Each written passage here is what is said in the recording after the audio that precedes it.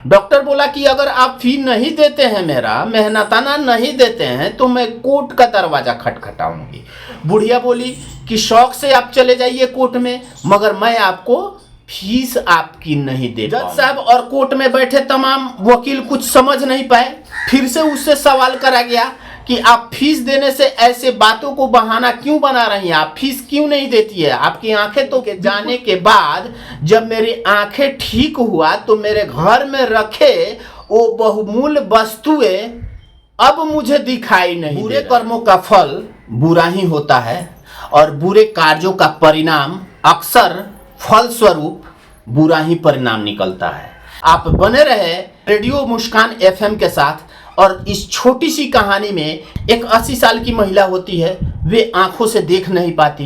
वे अगले रोज डॉक्टर के पास जाती है। डॉक्टर बोलता है आंखों का ऑपरेशन करना पड़ेगा। आंखों का ऑपरेशन वो डॉक्टर द्वारा किया गया और डॉक्टर ऑपरेशन करने के बाद उसको दूसरे दिन घर छोड़ दिया।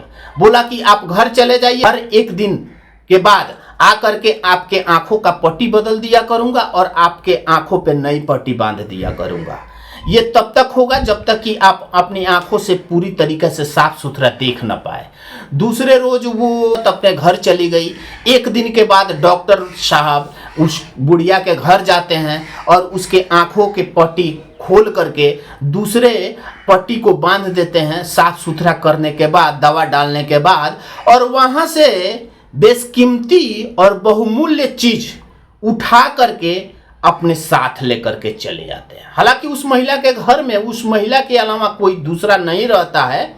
ऐसा करते करते कई दिन बीत गए और हर एक दिन बाद जब भी डॉक्टर साहब जाते थे उसके आंखों के पट्टियां बदलते थे और आंखों में दवा डालने के बाद वहां की बहुमूल्य वस्तुएं अपने साथ लेकर के चले आते थे।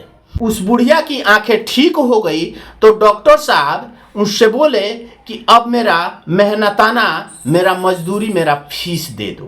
वो बुढ़िया इसके पहले लाख दुआएं डॉक्टर को देती थी कि वो डॉक्टर भला आदमी है जो अब तक मुझसे फीस भी नहीं मांगा और मेरा आंखों का ऑपरेशन भी कर दिया और घर पे आकर के मेरे आंखों की पट्टियां बदल जाता है और मेरे आंखों में दवा डाल जाता है। मगर जब फीस मांगने लगा वो बुढ़िया वो फीस देने से इनकार कर गई। बोली कि नहीं डॉक्टर साहब, मैं आपको फी नहीं दे सकती। डॉक्टर बोला कि अगर आप फी नहीं देते हैं, मेरा मेहनताना नहीं देते हैं, तो मैं कोर्ट का दरवाजा खटखटाऊंगी। बुढ़िया बोली कि शौक से आप चले जाइए कोर्ट में, मगर मैं आपको फीस आपकी नहीं दे पाऊंगी। डॉक्टर त्वरित कोर्ट में गया और बुढ़िया के खिलाफ मुकदमा दायर कर दिया। बुढ़िया को बुलाया गया और जज साहब के सामने जब बुढ़िया खड़ी हुई पूछा गया कि आपने आंखों का ऑपरेशन कराया है? तो जी हाँ, हमने आंखों का ऑपरेशन कराया है। तो आपने डॉक्टर साहब को फीस क्यों नहीं दिया? आप फीस देने से क्यों इनकार कर रही है? तो बुढ़िया बोली कि जज साहब, जब मेरे आंखों का ऑपरेशन नहीं हुआ था तब मैं जिस चीज को देख पाती थी, जब मेरे आंखों का ऑपरेशन हो गया अब मैं वो वस्तुएं देख नहीं पा रही हूँ। इसलिए पहले की अपेक्षा मेरे आंखों का ऑपरेशन अच्छा ढंग से नहीं हुआ है, इसलिए मैं डॉक्टर साहब को फी नहीं दे पाऊंगी। जज साहब और कोर्ट में बैठे तमाम वकील कुछ समझ नहीं पाए। फिर से उससे सवाल करा गया कि आप फीस देने से ऐसे बातों को बहाना क्यों बना रही हैं, आप फीस क्यों नहीं देती है? आपकी आंखें तो बिल्कुल ठीक हो गया है, आप बिल्कुल स्वस्थ हैं। तो बुढ़िया बोली कि जज साहब, जिस वक्त मेरे आंखों का ऑपरेशन हुआ था डॉक्टर साहब हर एक दिन के बाद मेरे घर पे आते थे और मेरे आंखों का पट्टी खोल करके नई पट्टियां बांधते थे और दवा डालते थे और इनके जाने के बाद जब मेरी आंखें ठीक हुआ तो मेरे घर में रखे वो बहुमूल्य वस्तुएं अब मुझे दिखाई नहीं दे रहे हैं। तो भला मैं पहले उस वस्तुओं को देख पाती थी मगर अब वो वस्तुएं हम नहीं देख पा रहे हैं, तो मेरे आंखों का ऑपरेशन सही ढंग से हुआ नहीं है। तो भला आप ही बताइए कि मैं इनको फीस कैसे दे पाऊँ। जज साहब सारे मामले को समझ गए और त्वरित कार्रवाई करते हुए डॉक्टर साहब को आगाह किया गया कि जल्द से जल्द इनके घर से बहुमूल्य वस्तुएं जो गायब हुए हैं इनको सुपुर्द करा जाए और पुनः आपको फी दिलाने का कार्य किया जाएगा।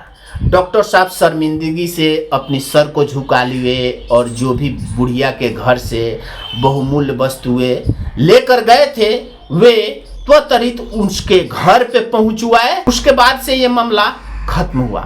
तो इस कहानी में निष्कर्ष यही निकलता है कि एक बड़े ओहदे पे होने के बाद भी उसने विश्वास के साथ विश्वासघात किया और उस कार्य को किया जो नहीं करने चाहिए थे, जिसके परिणाम स्वरूप उसके गुडविल पे एक प्रश्न चिन्ह लगा और उसके साख पे दाग लगा। तो कहीं ना कहीं अगर इस कहानी से निष्कर्ष निकाला जाए तो यही है कि बुरे कार्यों का परिणाम स्वरूप बुरा ही निकलता है। इसलिए अच्छे कार्य करें और बेहतर कार्य करें, जितना हो सके दूसरों की मदद कर सके। ये तमाम बातें इस कहानी से उभर करके आती है।